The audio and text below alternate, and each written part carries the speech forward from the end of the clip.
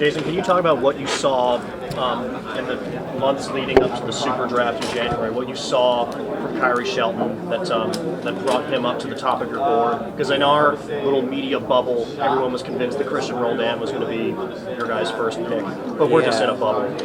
What did you see from Kyrie that we're now all seeing? You really were in a bubble on that one. I mean, we're seeing this from Kyrie now. What did you see then in terms of the energy, in terms of the I think we saw the same things that you're seeing now. I think with Kyrie, what I continue to see, I still see potential. He's nowhere near a finished product. He's certainly exciting to watch in his minute here and minute there. But with his abilities and with the potential he has, I think this could be a really, really big player. We saw him play on several occasions. Some of the new assistants that came in had seen him in prior years in the college scenario, and everybody was really high on what his potential could be.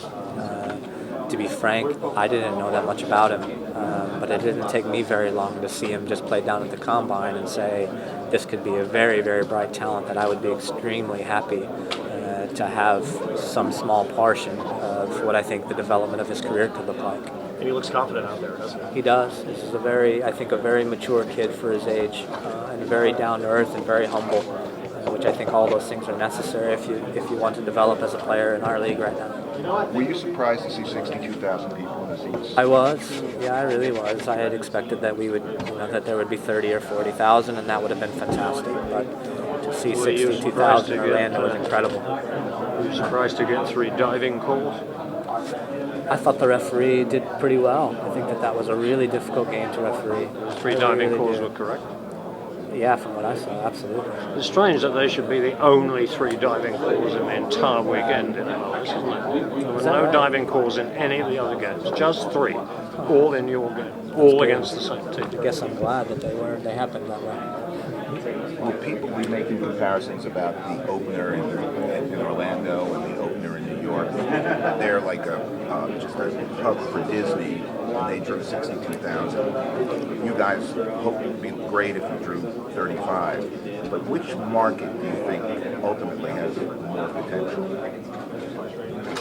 I don't know if there's a proper answer to that. Well, I only ask because you work in a small market town, right? Right. And maybe that's the only everybody comes together because there are not so many different options. Big fish in a small pond argument, right? Yeah, that's right. Yeah, and I do think that this is a challenging market, but I do think the opportunity level here could be sky high. I mean, imagine being a part of this club from day one and putting a product out there that now you get 30,000 people every single weekend to come and watch. I mean, that would be something that I think you could hang your hat on and be really, really proud of.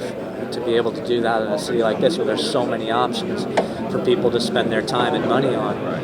If you could convince that type of support on a week-in, week-out basis, that would be something to be really proud of. Are you pleased with the reaction from the fans so far? Have they exceeded your expectations? Most of the reactions from the fans that I know about are coming through our club, giving us feedback about what's going on, right? And absolutely, yes, we feel like a lot of positive momentum is there. But what I'm more interested in is what we see on Sunday and what we see going forward from there. Because that, for me, that's the proof in the pudding. That's the people actually being at your game and being vocal and being supportive of the club on a consistent basis. That's what I'm hopeful for. So is there more pressure to entertain the fans on Sunday rather than to just get a result?